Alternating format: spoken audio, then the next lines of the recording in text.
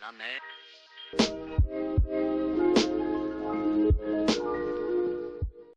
Okay, so things might look a little bit differently today because I am filming on my phone for this proper video today, since things didn't work out for filming this video last week.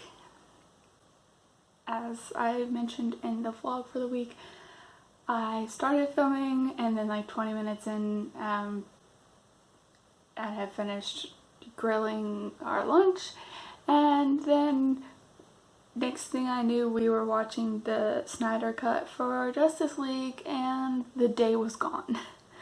So in my haste to pack up my filming stuff, my GoPro stayed with the battery plugged into it for all week and therefore died even though it was freshly charged. And apparently the backup battery, it's also dead, which doesn't make sense because I could have sworn it was charged as well, but oh well, no GoPro. There we go. So things are a little more cropped than usual, but it's fine. It's fine. Anyway, another thing I had mentioned, well, basically, since I did start initially recording something last week, I will just go ahead and put a short clip in here of like the stuff I mentioned at the start of the video before we got into it, and then I'll just pick up from the tag from there.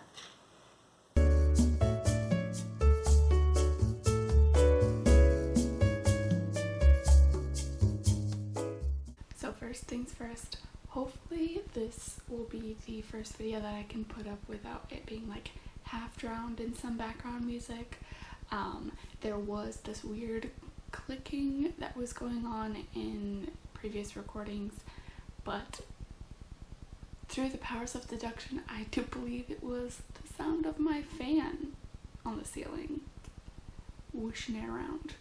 For some reason, the GoPro picks that up, but my phone doesn't. So I just assumed it was the GoPro because I'm a clumsy person and I've dropped it way too many times. Anyway, but yeah, when I reviewed footage from when I was doing book shopping stuff, I realized, that clicking isn't there. I wonder. So I meant to leave the fan off on my last video, but then forgot at the last minute because it's pretty much almost always on in this room. And it's a shame because today I could really use that fan because, my god, is the house so warm today. Like, literally been sweat pouring down my face. And I had to turn down the temperature on the thermostats. I was just sweating it up so badly. And that's why my face is just a smidgen red even now, because even though I've done basically nothing as of yet today, it's just so freaking hot. So yeah, I don't know what's up, but it's bad today. So this week is going to be the Netflix book tag, which I recently discovered while looking through some ideas on just general booktube community. I don't recall the name of the channel I ended up grabbing the tag from, but I will put it in the description and go from there, since this particular channel is one I haven't really been familiar with, and you know, sometimes I find even more new channels. There you go. Anyway, basic premise is to find a book that matches with different prompts based on the general categories that you see on Netflix. And we're talking general because obviously Netflix gets very specific sometimes. But anyway, the first one is going to be a recently watched, and the prompt is, what is the most what is the last book that you finished reading?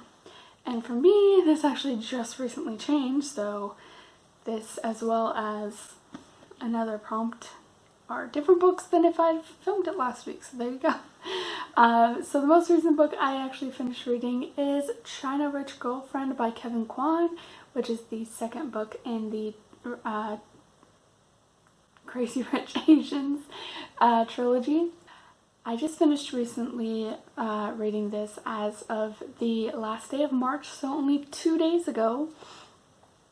And so pretty much this book centers on Rachel and Nick going out to China to meet Rachel's father and basically dealing with drama with his current family as a result of it. Obviously there's a lot more going on from there, but that's basically the main purpose behind this particular installment.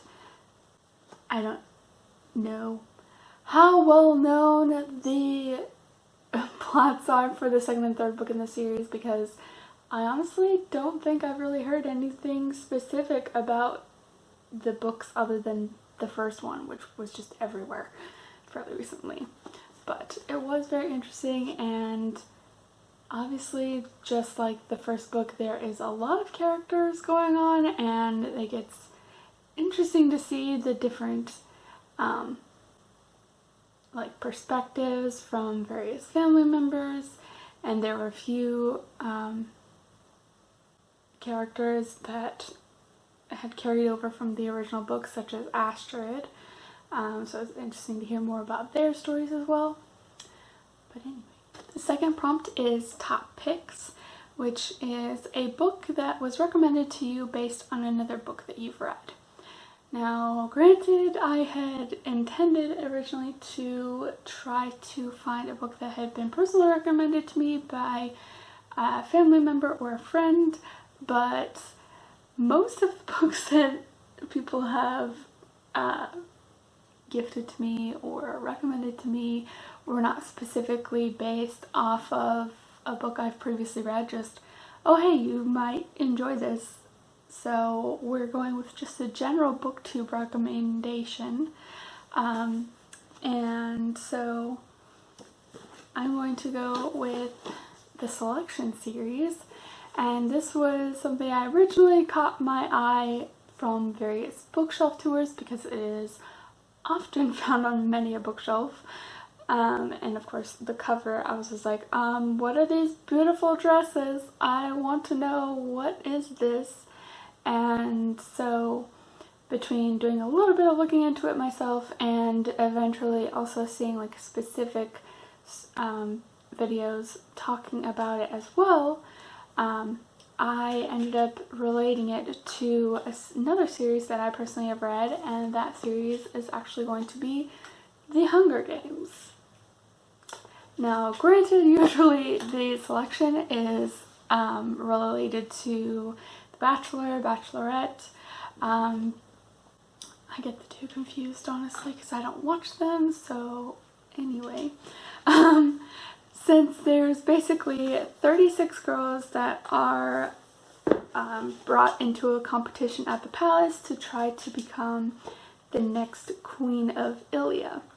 However, I personally related it as a crossover between The Bachelor / Bachelorette and The Hunger Games, because the way that these girls are chosen is because there are numerous castes similar to the districts. And it is similar to The Hunger Games, where it is like a dystopian version of America. It's just now been renamed, so Hunger Games is Panem, and the selection, it's been renamed to Ilya. And similar to The Hunger Games, each cast is basically a particular occupation area. So, for example, the main girl, America, comes from a cast where pretty much everyone is musicians or entertainers.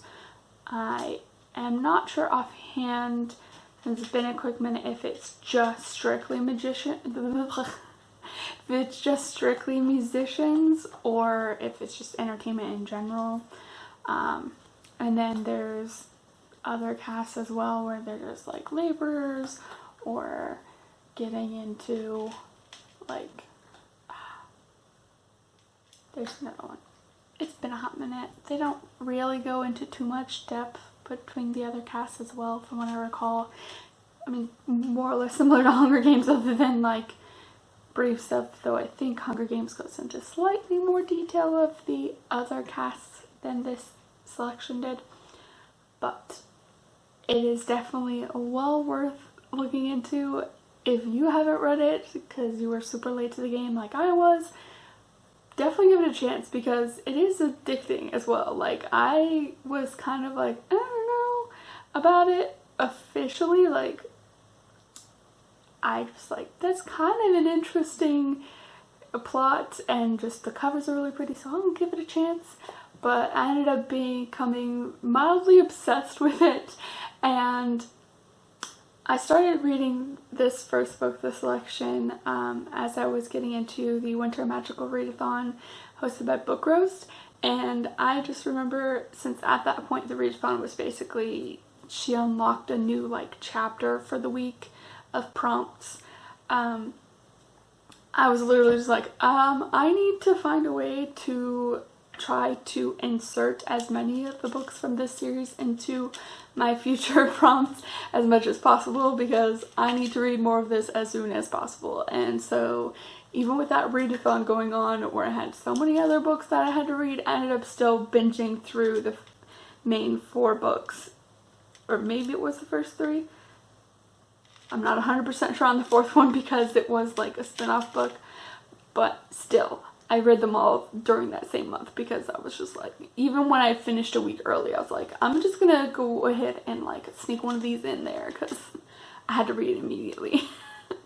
Number 3 is recently added, and that is What is the Last Book That You Bought? And this is actually a brand new one because literally I checked the mail on the way home from getting my blood drawn again today because that was fun. Anyway. In the mail today, I got Perfection by Melissa Corillian, and this is actually the 2nd book in the Ashwater series. And if you have paid any attention to recent vlogs, I was reading Ashwater, the 1st book, over the last couple weeks as part of a review for Book Sirens. And I liked the book so much that I went ahead and ordered a copy of the sequel as soon as I finished the 1st book. Partly because I really like these covers, but also just the actual plot is very interesting as well. A nice different take on the general contemporary romance that I tend to read. So this is technically a sci-fi romance series, and this one, from what I've like quickly glanced over on the description, is centered around different characters in the universe than the 1st book.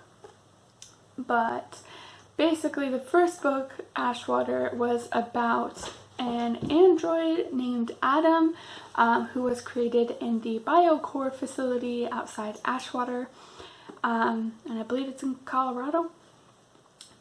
And he was originally created where he's got all this like internal weaponry and whatnot, all this like security system where if he senses being threatened of being outed basically as an android, like his whole system is like, we gonna kill the person, we're gonna protect the secret, okay? And basically something went wrong while he was in like training sessions at the BioCore facility and ended up being selected for basically being trash. And he wasn't shut down properly, so he escaped.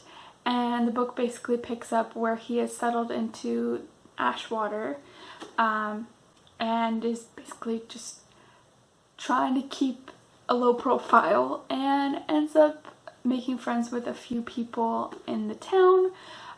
He's basically been staying at the local arcade, which is owned by Jack and Daisy, And while he's been staying with them, he has been working on basically creating a video game called Dance Paradise, I believe. Mostly they just call it DP in the book for short.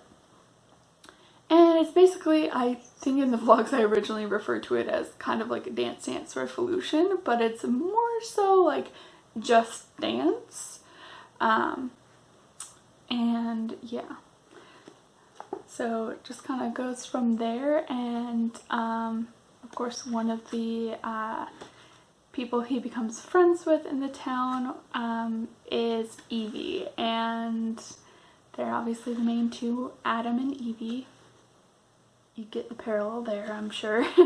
And I just loved how just awkward their initial encounters were, because they basically wrote out like Adam's like internal narration fairly well, where he's just messing stuff up so badly because he does not understand proper social cues. So it was very entertaining to see. There were some times where something would happen where, because you're reading it from his perspective, like it took me a moment to realize, oh, he is handling this incorrectly, because you don't quite get all of the facts initially. So yeah, one that's not really like a spoiler, I think, was basically where he has been texting with Evie and just being like small talk of, you know, what are you up to, this, that, and then she mentioned how she's doing math homework, and basically Adam offers to help her, and she's like, oh yeah, sure. And then next thing I'm reading, he's like out for a walk and just headed out somewhere. And then it transitions over to Evie like being like, wait, why isn't he answering anymore? What happened? Like he's ghosted.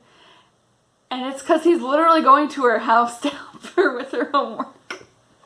Not just like, oh, let's just chat more or something like that. Like, I just had not picked up on the fact that, oh, he's outside like walking off somewhere, because he's literally just like, okay, he just literally dropped everything, just walked over without even saying anything further. And I'm just like, I didn't even realize it was happening, because sometimes you just get like that little like transition. Anyway, stuff like that. So anyway, I enjoyed it. Here we have book 2. Hopefully I will get to it pretty soon, but April is going to be a little bit of a busy month, so it may take a hot minute. So the next prompt, number 4, is going to be popular on Netflix. And that is one book that you have read and one book that you haven't read that everyone has been talking about. And these are both books that I've mentioned on my channel before, briefly to a degree or more so, but anyway. So the book that I have read that everyone has been talking about, of course, is The Invisible Life of Addie LaRue by V.E. Schwab, which was amazing. And I read this pretty much right at the start of the year, honestly. And I, like many others, greatly enjoyed it, where basically the whole book centers around a girl named Addie LaRue, who I believe she was only 17 at the time? No, she may have been older. I don't know. Let me double check here. I can't see. Anyway, she may have been older now that I think twice about it, but it's hard to say because she originally starts out her story in the year 1714 in France, and basically she has never really been interested in marrying and starting a family and all of that. She would prefer to be kind of independent, and so when she runs away from an arranged wedding, she ends up making a deal basically with the devil, more or less, where she basically becomes immortal, but the catch is that no one can remember her. So literally anytime anyone looks away from her, even for a second, mind. Anyway, for 300 years later, basically, in the year 2014, she ends up stumbling across someone who actually does remember her for the first time in, like I said, 300 years. So basically the whole book centers around her basically questioning why this one person can remember her, and basically trying to figure out why he's the only one who can remember her. And honestly, the whole twist of it was A+. I had a theory, I was wrong slightly, but I really appreciated the way that it was written. It was interesting to kind of see all the flashbacks to her life throughout those 300 years, kind of bouncing back and forth. And like I said, this book though, as I said when I first read it, this became a permanent resident of my bookshelf because it was so good. And as for the book that I have not read that everyone has been talking about, it is of course Throne of Glass by Sarah J. Maas, which I only just recently got because, as I've mentioned, I've never really been one for high fantasy. I always like adore the covers and everything and feel so like out of the loop because, at least for Sarah J. Maas, like her books are every freaking where, and I would love to, you know, share in the love of these books, but most times, pretty much any time I pick up one of them, I start reading the description and my brain is just like, I don't know, man. But I don't think I've ever actually read a high fantasy to know for sure if I actually will like it or not. And, you know, sometimes there are those books where you are a little uncertain with the description, but then you read it and you love it. So I finally caved and got one of the high fantasy classics of Throne of Glass to actually give it a chance and see how I actually feel about high fantasy, as opposed to just feeling internally intimidated and turned off by it. Because honestly, these are some of the most beautiful covers out there in the book world, and I just need more of them on my shelves, okay? Prompt number 5 is Comedies, which is just find a funny book. And I have a few that I played around with in my head, but one I have not heard talked about very much at all is Choose Your Own Autobiography by Neil Patrick Harris, and it was hilarious to read through. And I absolutely adored reading this because it's such a different take on the classic autobiography, because literally he made a choose your own adventure book about his life. Like, obviously there's some things that aren't real in there, but it was such a great way to go about it and like just get a better taste of his personality by reading through it that way and just learning more about his past. So if you haven't read it and you are a Neil Patrick Harris fan, then please do, because it is fun to read. Prompt number 6 is dramas, and that is to find a book with a character who is a drama king or queen. And I had a little bit of trouble trying to figure out just what I wanted to pick for this one. And then I thought about it and I'm like, all too often we think of like drama king, drama queen as like a bad thing, or just one there being that way. But then I was like, you know, the one clear drama queen that comes to mind, and it's actually not in a bad way, is Anne of Green Gables. Cause can we just, come on. do I really need to say any more than just Anne? Drama freaking queen. It's like her whole thing. So I had to. Prompt number 7 is animation, and there was a little bit of discrepancy on what the actual prompt was. The video I watched, she said cartoons, but then put up like text on the screen saying animation. So I tried my best with this prompt that I could with that information conflicting. Anyway, so she put it as a book with a cartoon on the cover, but I pretty much took it as, you know, animation in general, personal drawings and whatnot, and decided to go with Hyperbole and a Half by Ali Broche, because honestly the animation fits. It's a whole bunch of meme comics, because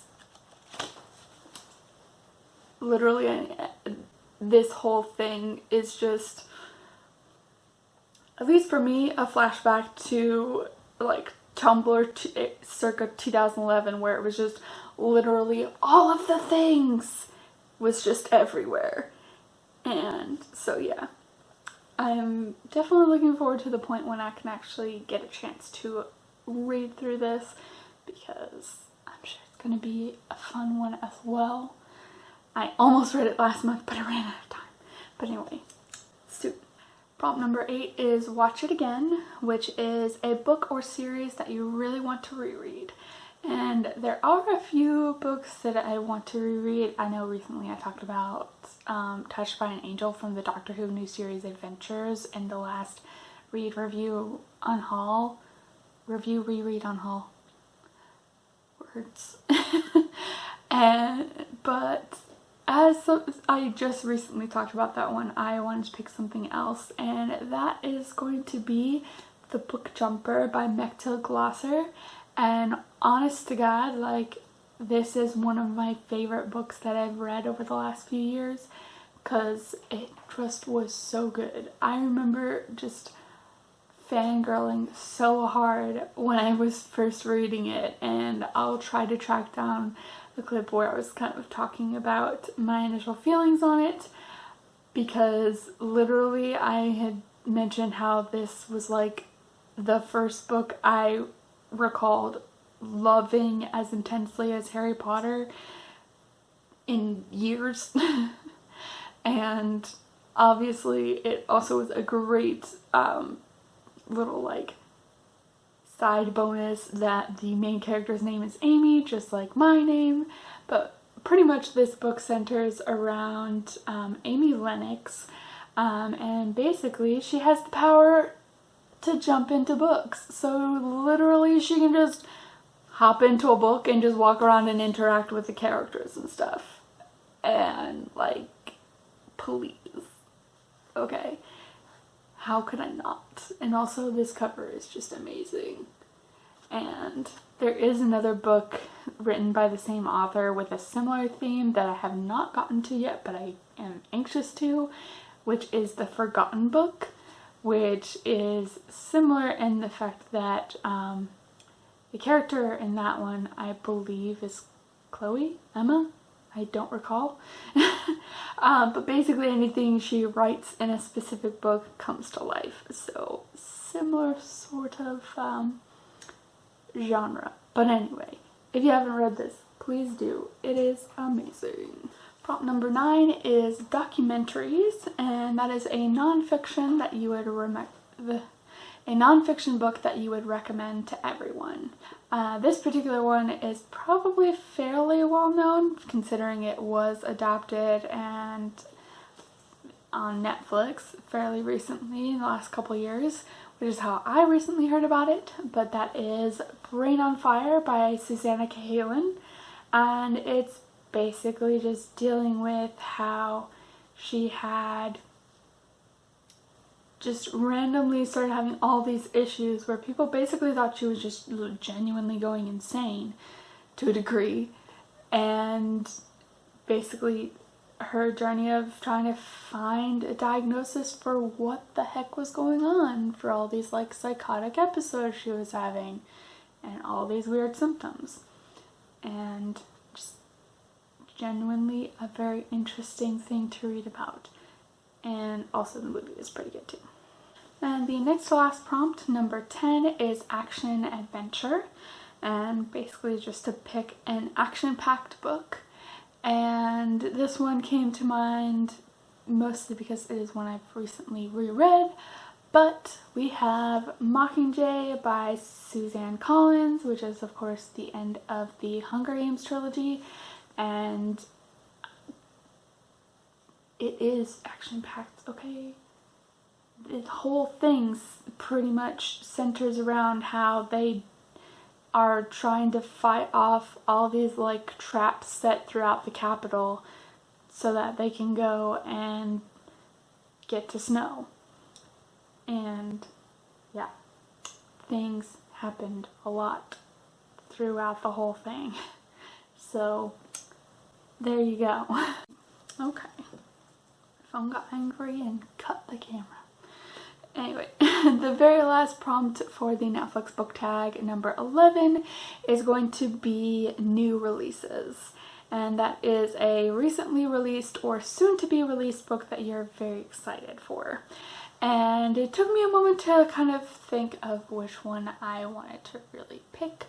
And of course, then I came across this particular one on my wish list and knew it's the one I wanted to pick, which is Leap of Faith by Lauren and Cameron Hamilton.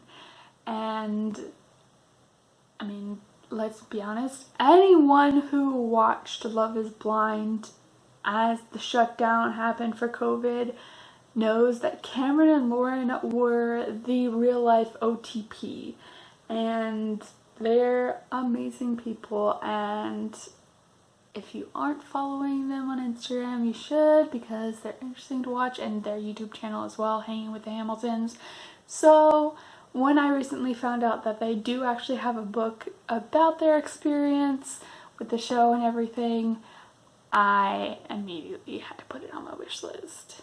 I believe it's coming out in June, so hopefully the time goes by fast.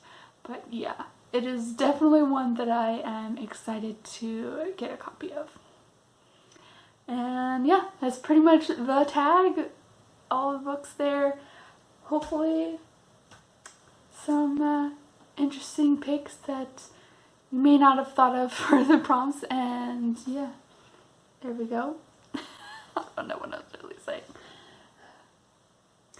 Anyway, I thought it was interesting to kind of see some different prompts and kind of go through my books again as always. And if you have any thoughts on some of the books I mentioned, definitely feel free to talk with me about them, because as you can see, there was a fair amount of them that I wanted to fangirl over a little bit and got a little lengthy with.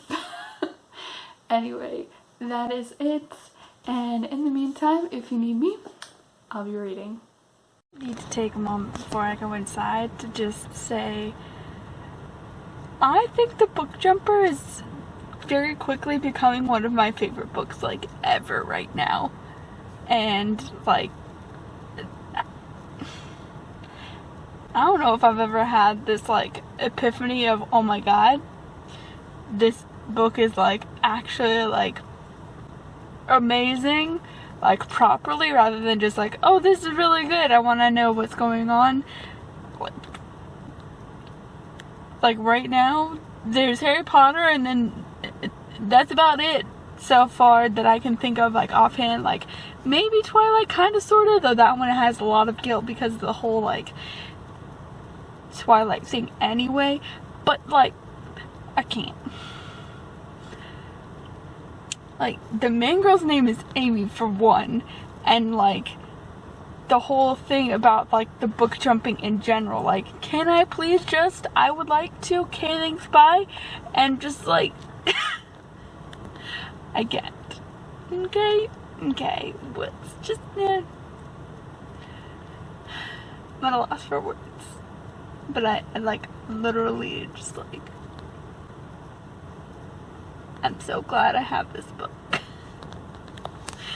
Also, the audiobook is fantastic as well, because the girl who's narrating it, even though there are certain times where her accent, like, some of the pronunciation reminds me of the one, like, actress chick who had the fake sounding British accent in Austenland, except when she kind of, like, gets a little close to that, like, love her accent, the rest of it.